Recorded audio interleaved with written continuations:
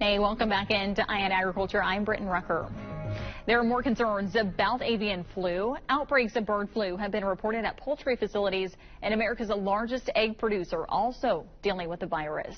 This after a person in Texas tested positive for bird flu, catching it from a mammal, the first known case of that happening. Omar Villafranca has more from Texas.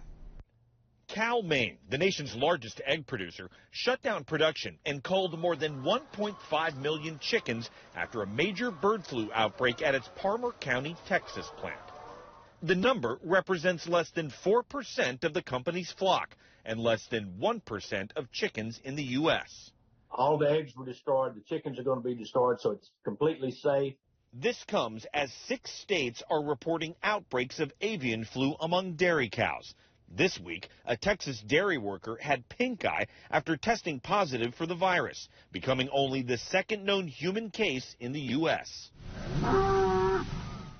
Texas Agriculture Commissioner Sid Miller says there's no reason for people to be alarmed. The only way you could get it from eggs is if you ate them raw. I don't think that's going to be a problem.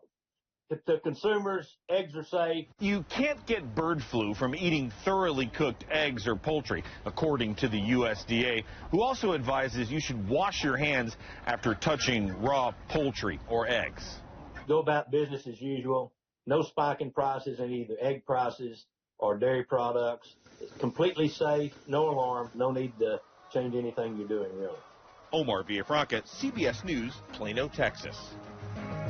Thanks so much for joining us for IN Agriculture. I'm Britton Rucker, and I'll see you here next week.